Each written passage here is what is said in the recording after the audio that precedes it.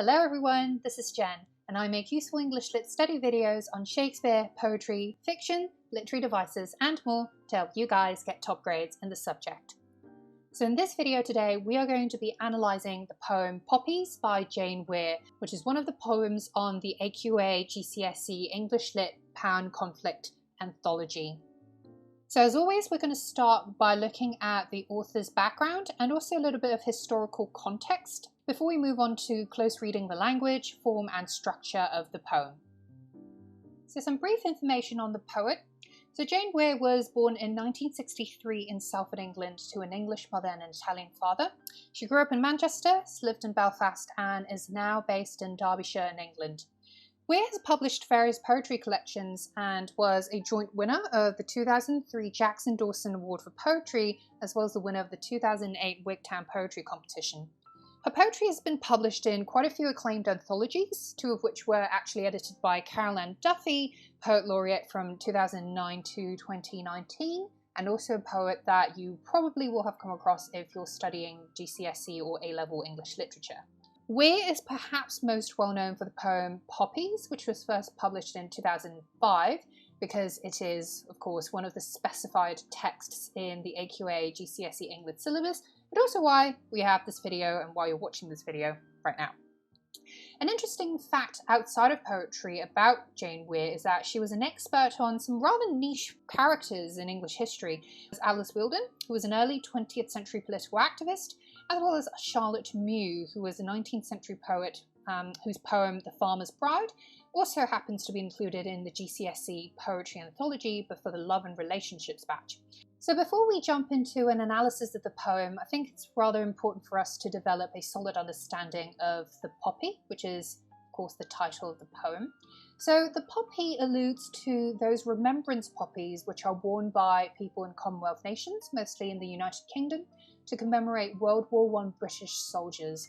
Now, these are artificial flowers made of cloth or silk, and they're worn every year in the lead up to 11th of November, which is Armistice Day, an event that marks the official ceasefire between the Allied forces and Germany in 1919 at the end of the Great War. Now, while these poppies are most prevalently worn in the UK today, their genesis is in fact Canadian and American. So the story goes that a Canadian doctor, Lieutenant John McCrae, noticed one day that in the war-torn fields in West Flanders, Belgium, where the Battle of Ypres was fought, the only signs of life there were those red poppies that were blowing in the wind. And so he's so moved by the scene that he wrote a poem titled In Flanders Fields.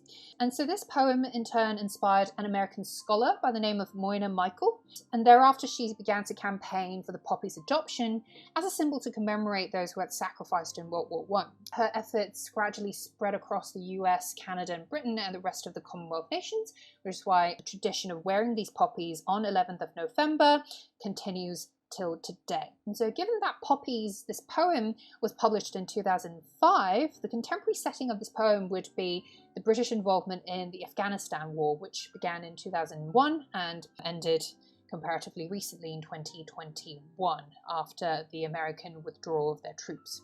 So as we begin reading the poem, already in line 1 we see the appearance of a historical allusion, as it says 3 days before Armistice Sunday. So as we're going to read the rest of the text, we'll notice the irony of this reference, because in commemoration of a past war, the speaker, whom we'll soon realize is a mother, is sending her son off to another war in the present. And so from the very outset of the poem, it seems that the cyclicality of war is going to be a key theme in this poem, which we'll go on to explore. So anyway, going back to the specifics of stanza 1. So the recurrent nature of warfare is actually borne out in a couple of places in the stanza, specifically through the repetition of the word before in lines 1 and 3. 3 days before Armistice Sunday, and poppies had already been placed on individual war graves before you left. And the other aspect that shows the recurrence of war is in the succession of internal rhymes throughout the stanza, which we'll see in 3 days before Armistice Sunday and poppies had already been placed on individual war graves. So this cluster of internal rhymes in just the first 3 lines of the poem. So the doubling presence of before seems to serve as a grim reminder of what had happened before in history, which is of course the Great War, World War I, and the millions of lives that had been sacrificed. And while the slight rhyme echo of war in the word before reinforces then that sense of haunting ghostliness, which is also invoked by the morbid imagery of these individual war graves. Now likewise, the stress-filled string of internal rhyme in these words, days, Sunday, placed, graves, creates a sense of pounding heaviness, as if the speaker is weighed down by the dread of each new day, bringing her one step closer to sending her son away, and potentially to that brutal grave that is the battlefield. Now notice that halfway through the stanza, there's a perspective shift from the macro to the micro perspective. The speaker begins with a broad historical allusion to war with Armistice Sunday.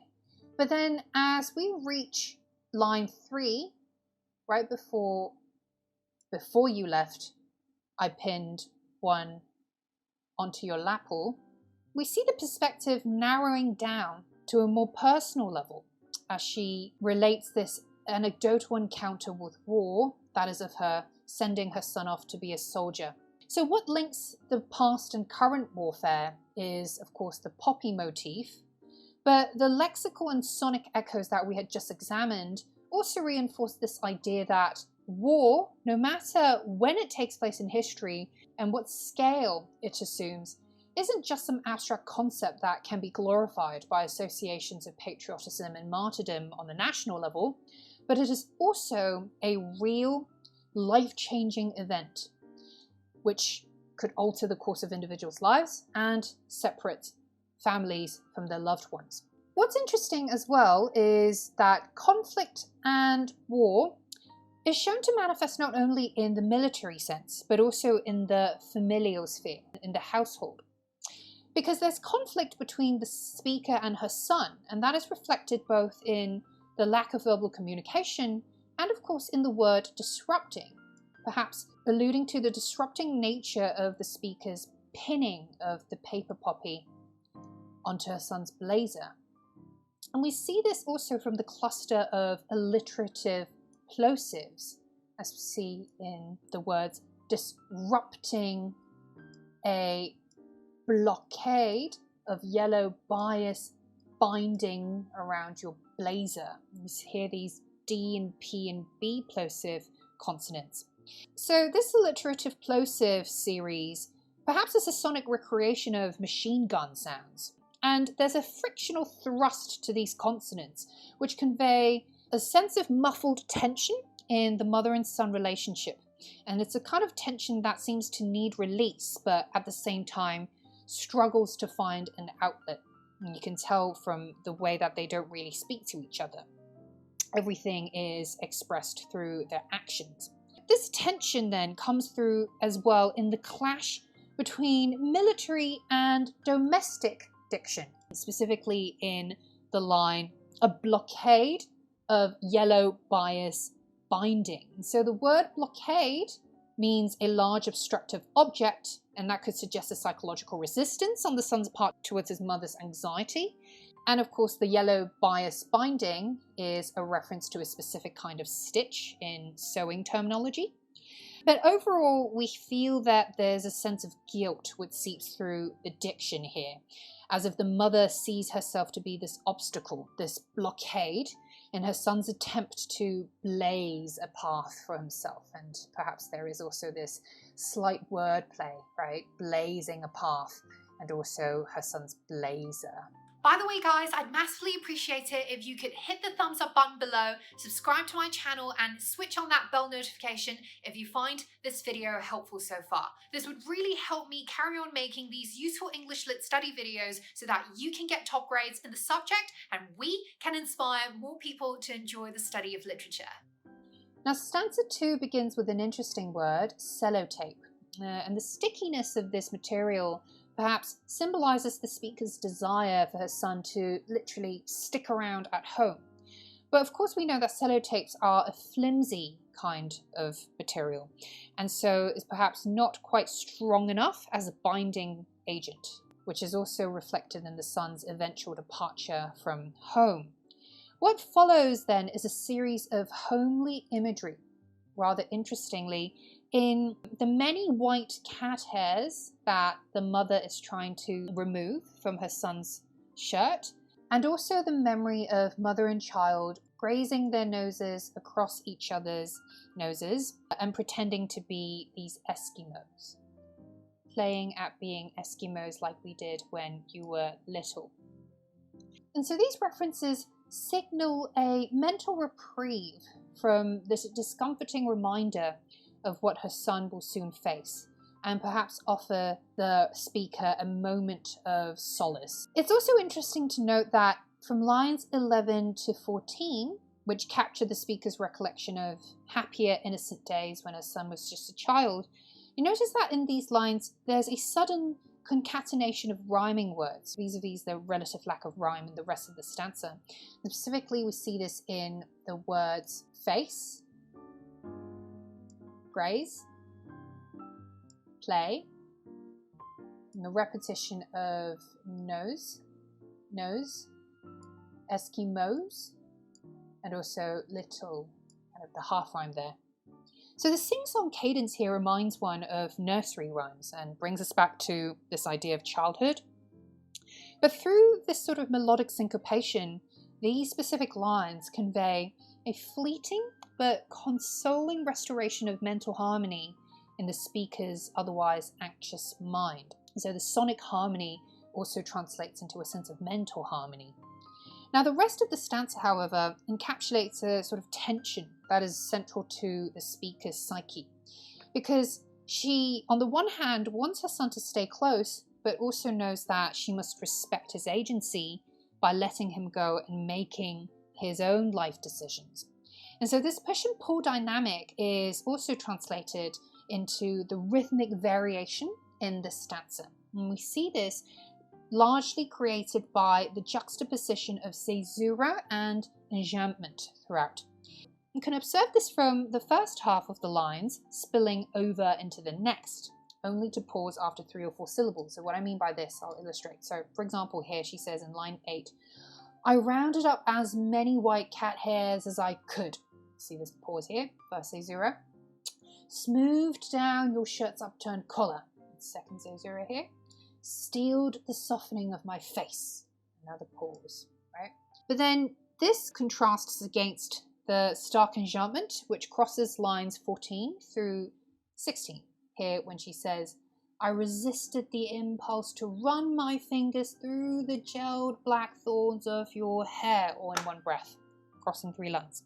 Ironically, the point at which the line reads, I resisted the impulse, is also where that syntax is unleashed from the series of caesura, from the pauses, from the restraint of punctuation. And similarly, there's an intimate vignette of a mother running my fingers through the gelled black thorns of her son's hair. And it's interesting because this description also embodies a sort of flow versus friction sort of dialectic, because the run-on lines here from lines 14 to 16 mimic the running of her fingers, but the rough prickliness of her son's blackthorn-like spiky hair seems to resist the invitation of a smooth caress of a mother's hand. Now with the turn into stanza 3, the speaker's declaration, I was brave, raises an important question about the nature of courage. What actually is courage? So conventional wisdom would think that the son, who was about to risk his life for queen and country by going onto the battlefield, is the brave one. But is the mother, who must risk the life of her dearest child by sending him off to the front lines, in fact not the braver one? Because of course there's the active military valour that's demonstrated by the son's eagerness to leave for battle, as we see from the split second and you were away, intoxicated reference here. But then there's also the understated sacrificial sort of courage that's embodied by the reluctant but perceptive mother. So the mum's bravery lies in opening the front door of her home, of being willing to give her son the freedom to roam the world that is overflowing like a treasure chest, right? So walked with you to the front door. Through it open, the world overflowing like a treasure chest. And so she's willing to let her son go, despite her personal wishes. And she's willing to accept his intoxicated departure with this sort of stoic magnanimity. So it brings her pain, but at the same time she is willing to allow her son this freedom to go. Now this notion of freedom is also introduced by the bird imagery, which spans lines 23 to 26. As she says, "After you'd gone I went into your bedroom, released a songbird from its cage, and later a single dove flew from the pear tree, and this is where it has led me." So it's hard not to see the songbird as a symbol for the son, who is now released from the confined cage of his home and from the cocooned bedroom of his youth, once he steps out into the world as both an adult and soldier. Meanwhile, the single dove, with its classic associations of peace and divinity, seems to represent the faith that the speaker feels, or at least, she wills herself to feel, because she holds on to this conviction that her son will be safe despite her lingering anxieties. And her anxiety here is perhaps dramatized by the personification of my stomach busy making tuck starts pleats. Tuck starts pleats are different kinds of sewing methods and represent the sort of maternal domestic task that perhaps the mother regularly undertakes at home. And perhaps another indication of her anxiety is the fact that she's just running out of the house without putting on an extra layer, hatless, without a winter coat or reinforcements of scarf, gloves. And it's certainly also interesting how there is this hint of a military diction here, reinforcements. Now, as we turn into the final stanza, we know that the speaker has reached the top of the hill. And this is interesting because there's a strong biblical colour to this allusion, this biblical allusion, because the Bible is filled with characters who ascend to the top of mountains to communicate with God, and most notably Moses, who receives the 10 Commandments at Mount Sinai, and of course also Jesus, who transforms after praying at the top of the Mount of Transfiguration. So there's a sense then that the speaker perhaps wishes to experience the same kind of divine communion or receive a sort of holy reassurance about her son's fate. The simile of her leaning against the war memorial like a wishbone also suggests that she's made a prayer wishing for her son's safe return. So the poem then appears to end on a hopeful note. But the final 3 lines seem to complicate this interpretation with an ambivalent, if not even pessimistic image. As the speaker observes, "The dove pulled freely against the sky, an ornamental stitch. I listened, hoping to hear your playground voice catching on the wind." Now, as part of the overarching tension that threads throughout the poem, the dove's counterforce against the sky, the dove pulling freely against the sky, the dove kind of juxtaposed against the sky, could be read as an analogy for the son's resistance against his mother's suffocating embrace. So in this moment, we can read the dove as being symbolic of the son and the sky symbolic of the mother, because the former tries to pull against and liberate itself or himself from the latter's enveloping grasp. So in the trail of flight that the dove leaves in its wake, it also creates this crisscross shape, an ornamental stitch on the fabric of the sky. So the speaker's only hope then is to return to the recesses of memory as she listened trying to reconstruct from the sounds of a recollected past her son's playground voice catching on the wind. And as a final point I want to make is this reference to playground. So playground here functions as a metonym, representing the joy and innocence of childhood, but it also carries an ominous undertone, because the playground that her son will now venture into will be, of course, a playground not for children, but a playground for adults, which is the battleground of human conflict, where death and violence, not fun and games, will await. So while the governing motif of this poem, which is the poppy, is supposed to symbolize hope for a peaceful future, the situation and sentiments captured in this poem seem to cast this hope in a certain kind of scrutiny. So we're not quite sure if the mother is all that hopeful about her son's eventual safe return. And that's it for this analysis, guys. I hope you found it helpful for your revision of the poem. So if you appreciate my work, please do hit the thumbs up button below, subscribe to my channel, and switch on that bell notification so you never miss a useful English Lit study video from me. Please do also check out my Power and Conflict playlist in the description box below for my analysis of other poems in this anthology. And finally, follow me on Instagram with the handle Hyperbolate, where you can also direct message me with any questions you may have about your studies in English literature. Thank you for watching, and I will see you guys in the next video. Bye!